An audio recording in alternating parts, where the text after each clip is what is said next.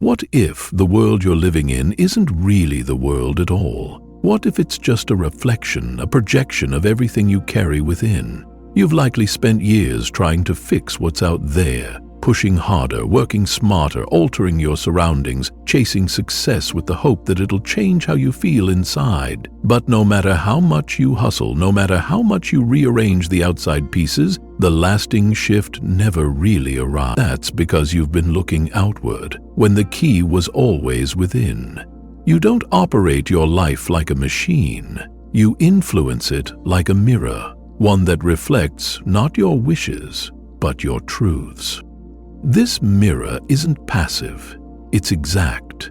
It doesn't show you what you want, it shows you who you believe you are at the deepest level, not who you're trying to be, who you've accepted yourself to be without even realizing it. And if the image you're projecting hasn't changed, the reflection will always return to that same default. You're not fighting against the world. You've been trying to silence an echo by shouting louder instead of changing the voice that caused the echo in the first place. Imagine everything around you. Every moment, every interaction, every repeated outcome is simply a loop, a repeating pattern fed by your inner state. This isn't just poetic language. This is a core law of how consciousness interacts with experience.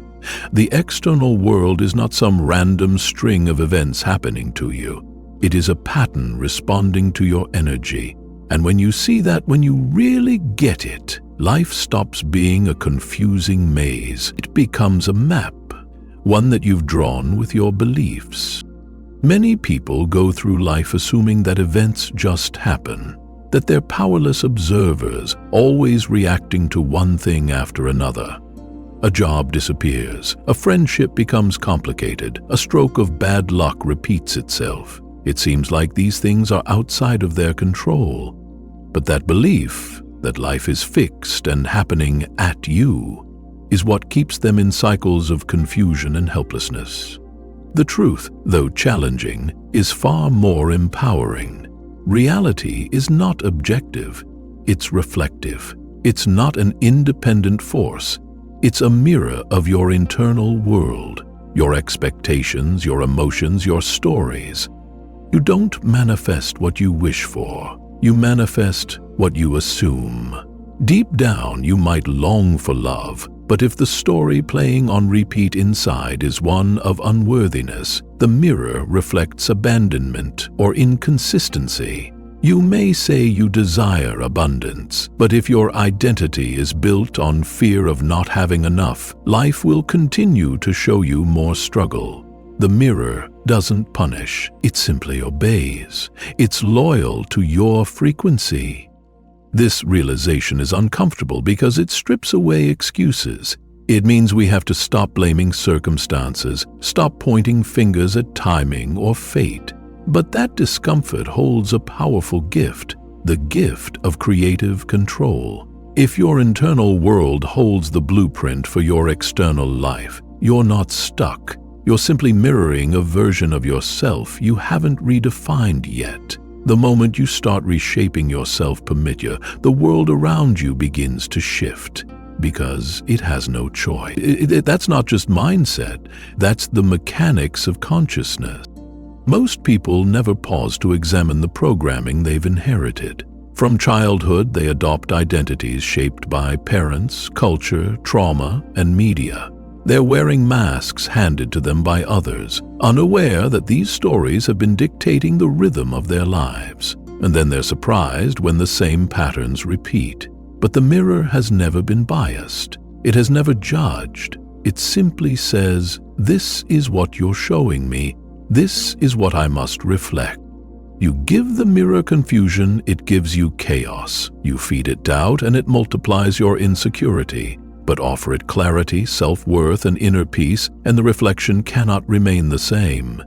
Real change feels like a battle because you're not just rearranging behaviors. You're dismantling the identity that sustained the old patterns. You're rewriting the story you've unconsciously followed for years. And that doesn't happen in one moment of inspiration. It happens through committed presence.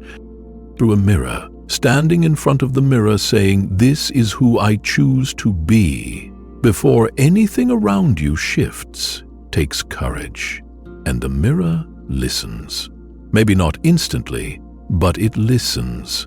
It listens to the energy you emit when you're not trying. That's the real signal, not your affirmations, not your hopes, but your emotional baseline. That's the language the mirror understands.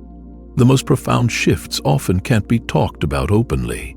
That's why a deeper exploration sometimes has to happen in more private spaces, through communities built for seekers. But what's essential to grasp is this: you are not subject to your reality. You are the one who created it, not with your conscious thoughts, but with the identity you consistently live from. Every belief you carry is like a paintbrush. Each stroke adds to the image the mirror reflects. And until you change the way you see yourself, until you rewrite the narrative you've been unconsciously acting out, life will keep showing you more of the same, dressed in different forms but driven by the same code. The mirror principle isn't about hoping things improve. It's about becoming the kind of person who aligns naturally with the reality you want. The mirror has no moral judgment. It doesn't reward your goodness or punish your mistakes. It reflects data. It reflects your frequency. It mirrors the emotions you repeat. That's why people can want something deeply but never receive it, because the image they hold of themselves contradicts the thing they're reaching for. And the mirror doesn't listen to what you say. It reflects what you are.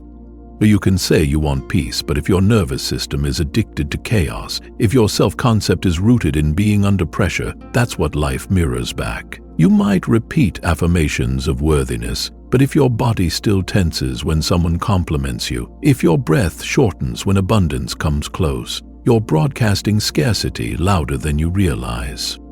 This is where so many people get stuck. They're trying to out-talk their emotional state.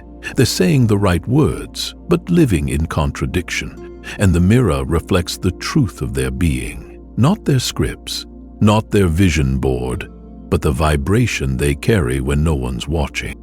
That's why it's not about perfect thoughts or perfect feelings. It's about internal alignment.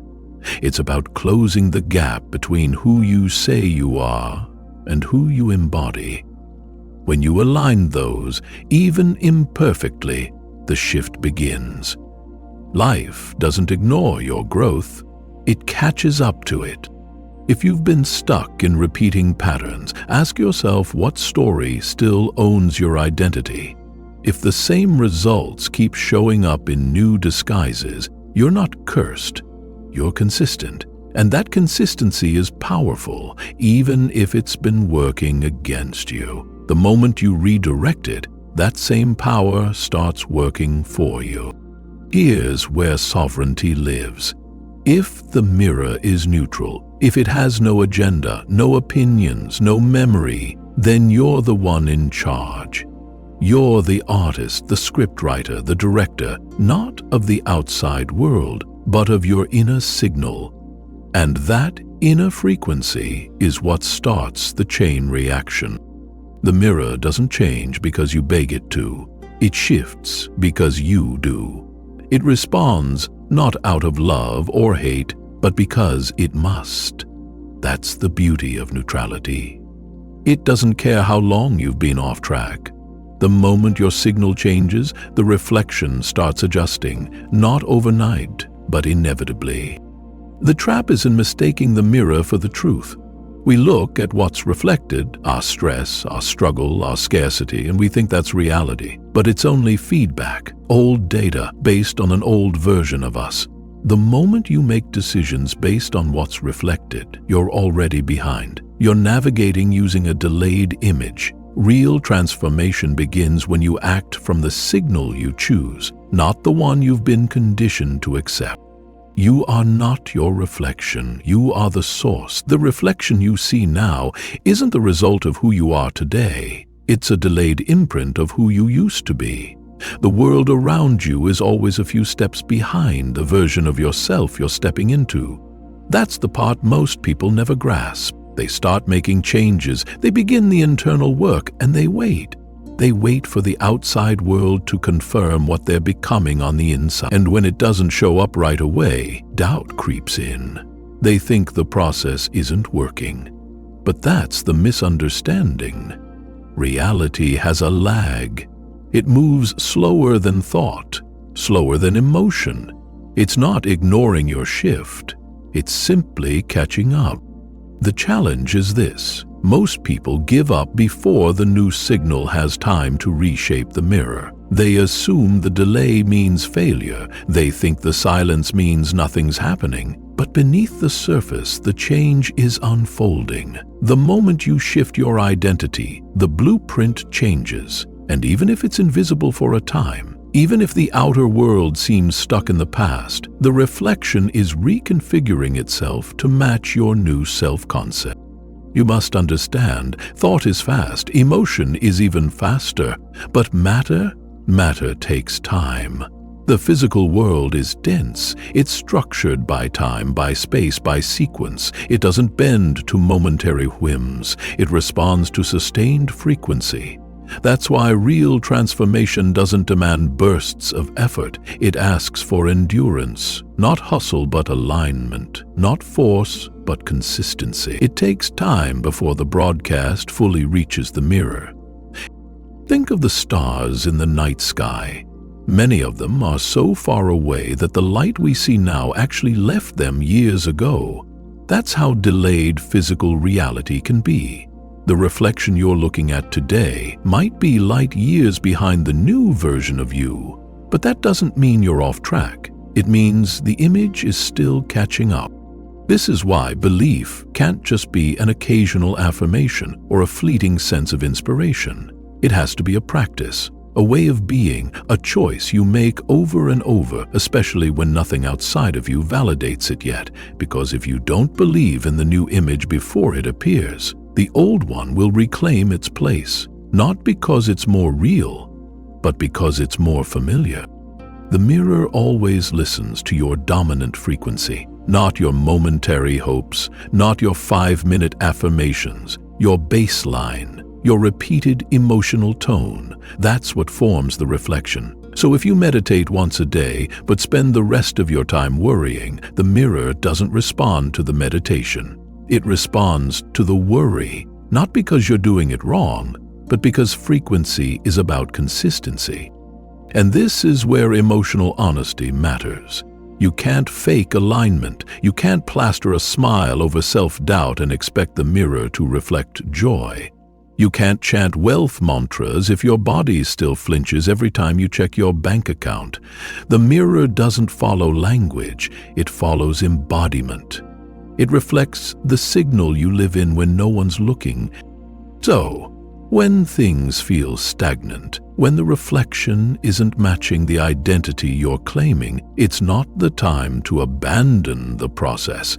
It's the time to deepen it, to anchor in that new image even more, to become so emotionally familiar with the version of you who lives in the reality you desire that the old reflection can't hold you anymore. This is where people are often tested.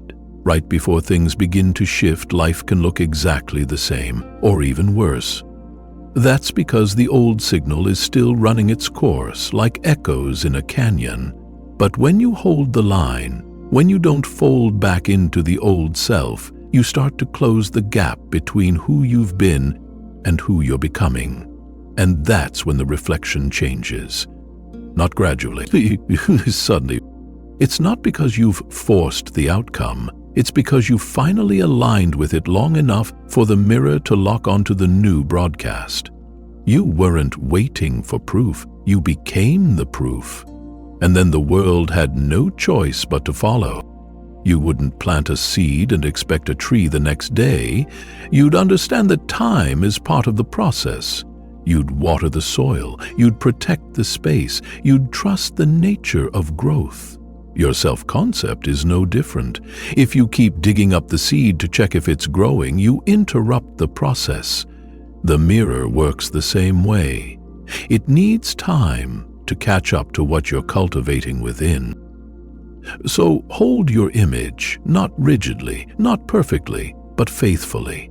Return to it every day. Align your thoughts, emotions, and actions with that version of you, even when nothing in the world validates it yet.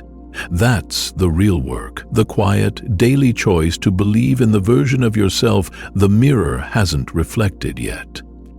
Your emotional state is the true currency in this system. Your focus, your inner tone, your dominant feeling, those are the instructions you're giving to reality.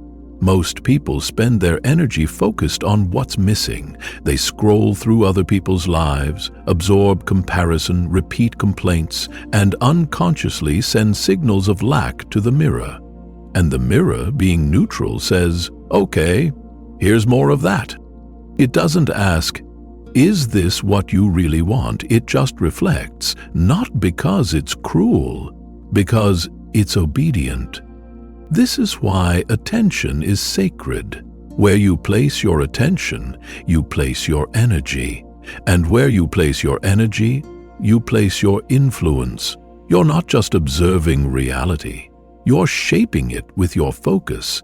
And every time you dwell on what's wrong, what's unfair, what hasn't worked, you're reinforcing the frequency you say you're trying to escape.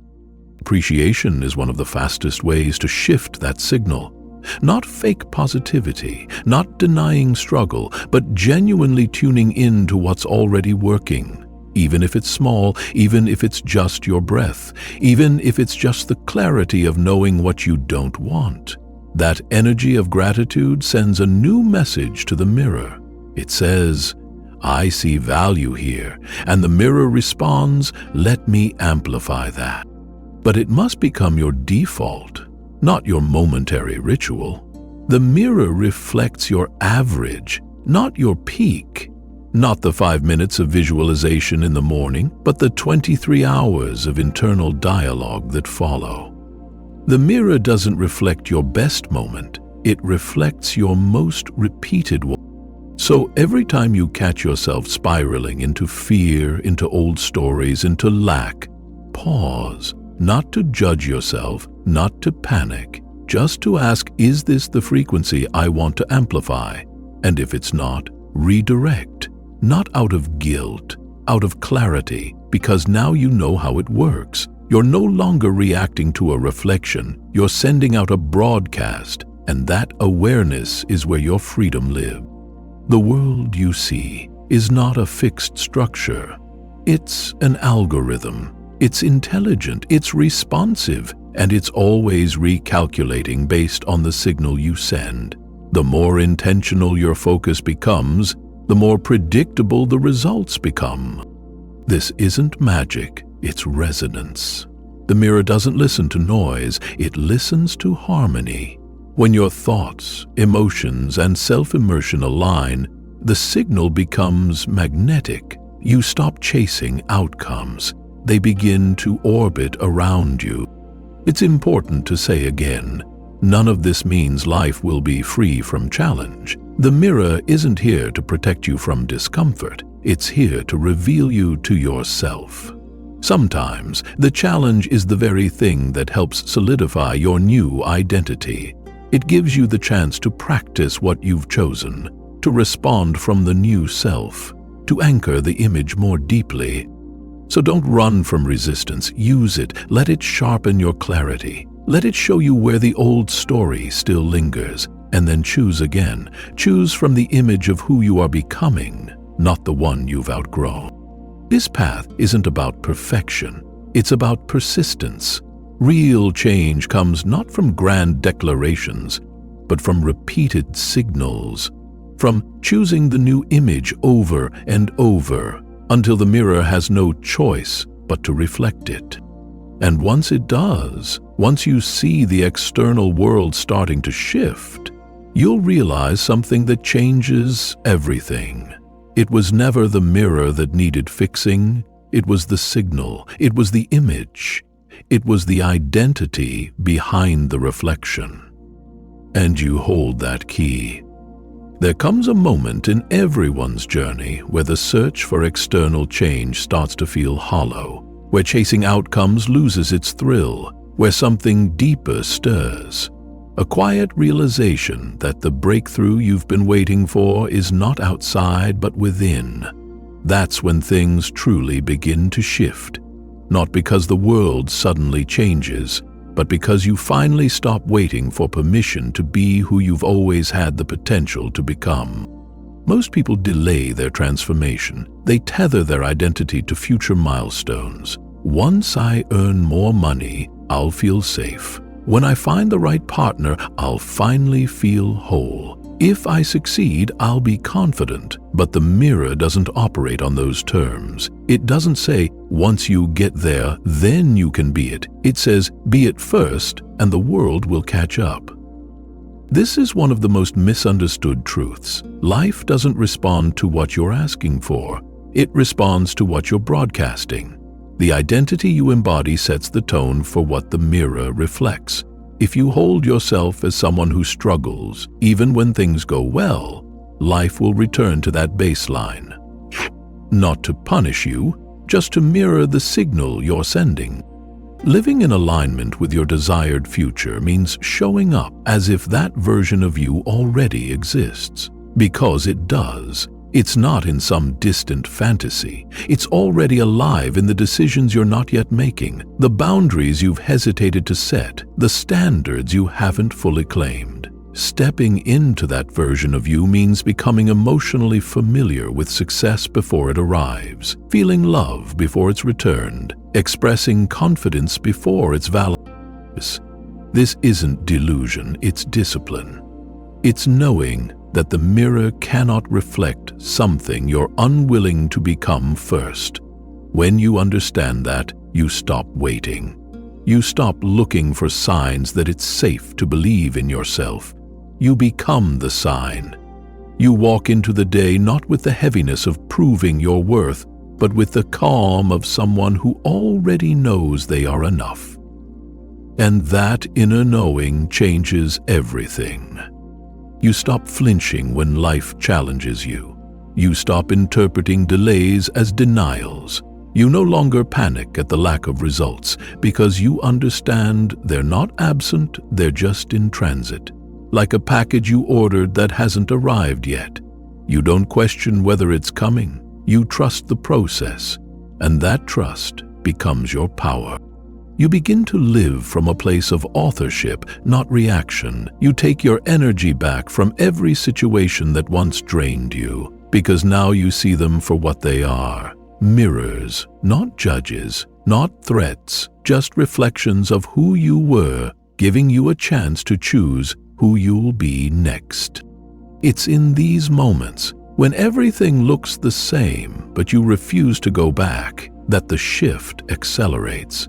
Because the mirror doesn't just reflect strength, it responds to consistency. And when you consistently hold your new identity, even when nothing confirms it yet, you collapse the distance between where you are and where you're going. That's not wishful thinking. That's how reality works. You become magnetic, not because you're trying harder, but because you're living in coherence. Your thoughts match your feelings, your energy matches your actions, your choices reflect your values. That inner harmony is what bends the mirror. That's what causes others to treat you differently, not because they've changed, but because you have. And yes, there will still be moments where the old voice tries to return, the voice that tells you you're not ready, that you need to see results before you can feel certain. But by now, you'll know that voice isn't telling the truth. It's telling the past, and you're no longer living there. Because the real version of you, the one who belongs to the life you've envisioned, is already within. You're not faking anything, you're just remembering. Peeling back years of programming and stepping into the clearest, strongest, most grounded version of yourself. And that version doesn't chase proof. It creates it. It moves through the world with a quiet confidence, not because everything is perfect, but because their worth no longer depends on circumstances. They lead not because they know all the answers, but because they've stopped outsourcing their truth. The mirror reflects who you are when no one's watching. So the most important work you'll ever do happens in silence, in solitude, in those small moments when you choose presence over panic, clarity over confusion, self-trust over self-doubt. That's when the shift is made, not on the outside, but in your inner stance. You stop needing reality to validate you, and when you do, it begins to reflect back a version of life that matches your inner certainty. You no longer beg for transformation, you embody it. And embodiment is the language the mirror responds to faster than anything else. Let's be honest, most people are still stuck reacting to old reflections. They repeat patterns not because they're flawed, but because they're unaware. They don't realize they're fueling the same outcomes with the same inner script. They treat the mirror like a scoreboard, checking constantly to see if they've won yet. But the mirror isn't there to reward effort. It's there to confirm identity. So if you want new results, you have to start by becoming someone new, not by pretending, but by upgrading the baseline image of who you believe yourself to be. That image isn't set in stone. You're not trapped by your past. You're free to redraw the lines at any moment, but you must do it with conviction. Everything in your life, your relationships, your finances, your well-being, is mirroring back how you see yourself. That's the only place real power resides, because when you shift that inner picture, everything else begins to align. It's not that the world becomes easier, it's that you meet it differently. You walk with a steadiness that doesn't rely on circumstances. You approach challenges with curiosity, not fear. You interpret delays as divine timing, not failure. You start to notice opportunities where you once saw walls. People respond to your presence, not because you're louder, but because you're clearer. Clarity is magnetic. Energy is contagious, and when you live in emotional coherence, the mirror has no choice but to reflect it back. That's the secret. It was never about the reflection. It was always about the source. And you are the source. When you understand that, you stop trying to bend the world to fit your will. You begin to shape your inner landscape so powerfully that the world has to respond, not out of force, but out of alignment. You don't force the reflection to change. You simply show it something new to reflect. And that changes everything. This isn't about becoming someone you're not. It's about peeling back every false layer until you stand as the most honest version of yourself. The version that isn't waiting to feel ready. The version that doesn't need external proof to feel secure. The version that knows they are the creator of their life, not the reactor. That version is already in you. Right now, you have a choice. You can continue to react to old images hoping they somehow improve, or you can begin projecting a new one with intention, with courage, with clarity. Not someday, now. Because here's the truth. The mirror was never in control. It was never judging you, blocking you, or holding you back. It was always waiting for you to decide. It was responding to what you were showing it, moment by moment, belief by belief, feeling by feeling. And now that you see it clearly, there's no going back. You can't unknow this. You can't unsee the mechanics behind reality. You are not a bystander. You're the author. You're not the product of reflection. You're the producer of it. So, choose your image with intention. Feed the mirror not with fear, but with clarity. Not with doubt, but with identity. Let your internal world speak louder than your circumstances, because the world listens, the mirror reflects. Always. And if you hold that signal long enough, if you trust the lag, respect the process, and live from the version of you that already exists in that higher reality, the reflection will arrive. Not because you forced it, but because you finally became someone it couldn't help but reflect. That's not a theory, that's a law, and now it's yours to use. The mirror is waiting.